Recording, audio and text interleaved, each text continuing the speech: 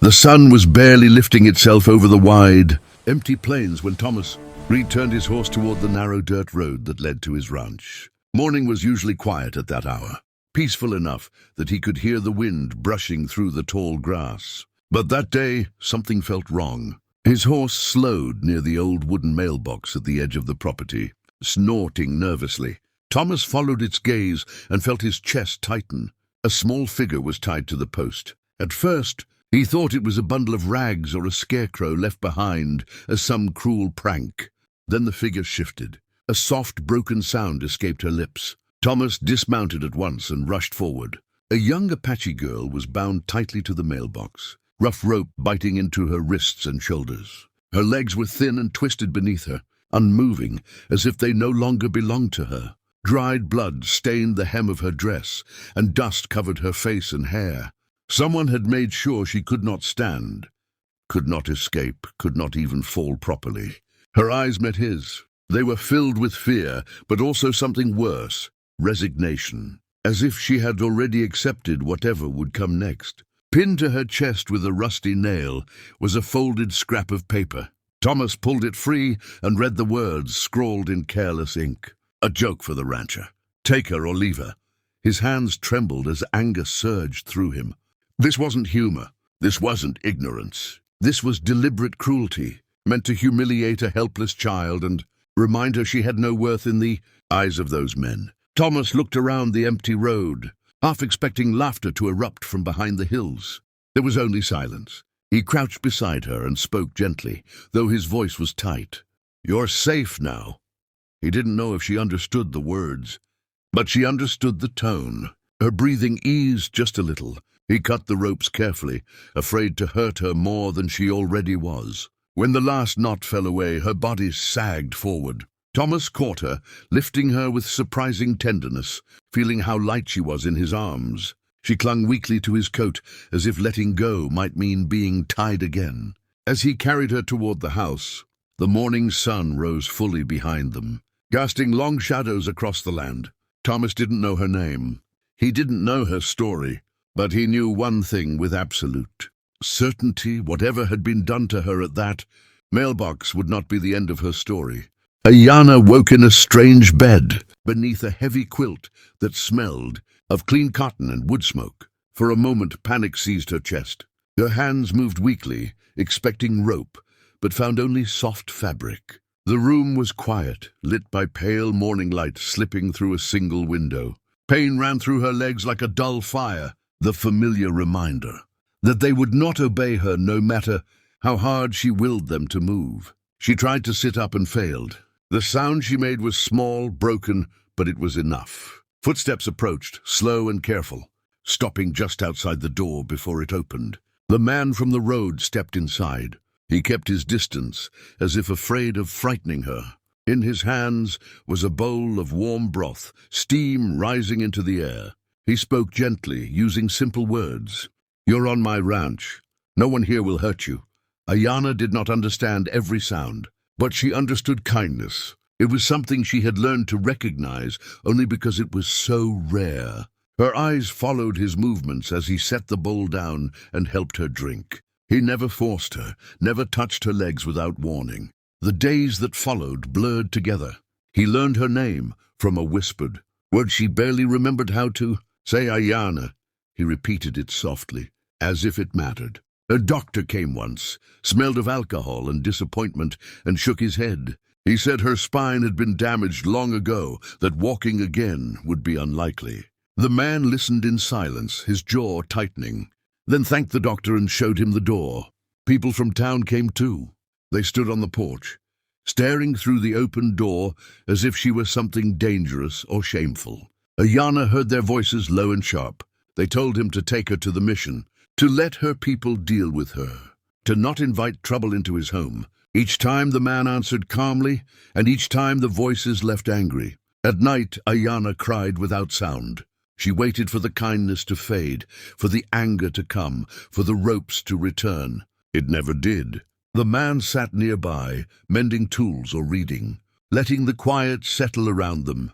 One evening, he placed a blanket over her shoulders and said something she understood clearly, even without the words. No one will tie you again." For the first time since her body had failed her, Ayana allowed herself to believe she was not a burden, not a joke, not something to be discarded. She smiled then, just slightly, and the man smiled back, as if it were the most important thing he had seen in his life. The trouble did not arrive all at once. It crept in through whispers, sideways looks in town, and the way conversations stopped when Thomas entered a room. Ayana felt it even before she understood it. She noticed how the man's shoulders stiffened whenever someone rode past the ranch too slowly, how he checked the door twice at night, how he never left her alone for long. One evening, as the sky burned orange and red, the sound of hooves thundered up the road. Voices followed, loud, slurred, laughing. Ayana's hands tightened in her lap as fear flooded back into her body. She recognized those voices. They belonged to the men who had tied her to the mailbox, the ones who thought suffering was something to be shared for entertainment. They rode into the yard without invitation, dust rising around them. One of them dismounted and leaned against the fence, grinning. He spoke as if she were livestock, as if she could not hear or understand. He said she didn't belong there. He said the joke had gone too far. He said it was time to return what they had left behind. Thomas stepped forward, placing himself between them and the house. His voice was steady, but his hands were clenched at his sides. He told them to leave. He told them she was under his protection. Laughter followed, sharp and ugly. One man shoved him. Another reached past him, trying to look inside. The fight was sudden and brutal. Ayana could hear fists striking flesh, the sound of boots hitting the ground, the heavy breath of pain. She wanted to scream, but fear locked her voice in her chest. She dragged herself forward, inch by inch, every movement burning, every sound of impact tearing at her heart. Thomas fell to his knees, blood running from his brow, but he rose again. He took another blow, then another, yet he did not step aside.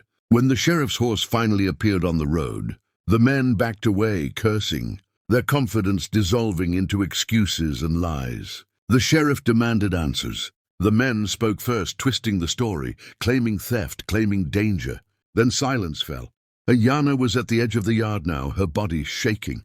She lifted her arm, pointing at them. Her voice was weak, broken by fear and pain, but it carried. "Liars!" The single word cut through the air. The sheriff looked at her, really looked at her, and then at the bruises on Thomas's face, the rope still lying near the mailbox. The truth settled like a weight. For the first time, the men who had laughed were the ones who looked afraid. Time moved differently after that night. The ranch grew quiet again, but it was no longer the same kind of silence. It was filled with healing, with small victories that most people would never notice. Ayana spent her mornings on the porch, feeling the sun warm her skin, while the wind carried the scent of grass and horses. Thomas built her a sturdy chair and rails along the wall so she could move without fear of falling. He never rushed her, never measured her worth by what her body could or could not do. Slowly, strength returned to parts of her she had thought were lost forever. With patience and painful effort, she learned to push herself upright. Her first attempt lasted only a few seconds before her legs gave way. But Thomas was there, steady and calm, helping her back down without disappointment in his eyes. Each day they tried again. One step became two. Two became a few slow, trembling strides. She would never run, never move the way she once had. But she could stand beneath the open sky, and that was enough. The town watched from a distance. People who had once turned away now nodded in quiet respect. Some brought food. Some brought tools. None of them spoke of the mailbox anymore. Thomas left it standing at the edge of the road, weathered and scarred, a silent reminder of what had been done and what had changed. In the evenings, Ayana shared pieces of her world with him. She taught him words from her language, songs that spoke of endurance and belonging. Thomas listened as if every sound mattered. He taught her to read, guiding her hand across the page, celebrating each word she learned as if it were a triumph.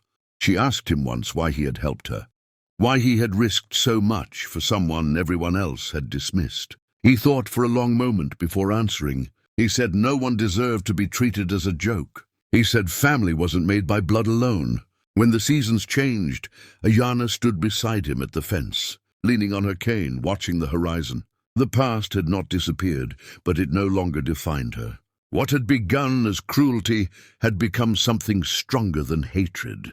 She was no longer the girl tied to a mailbox. She was home,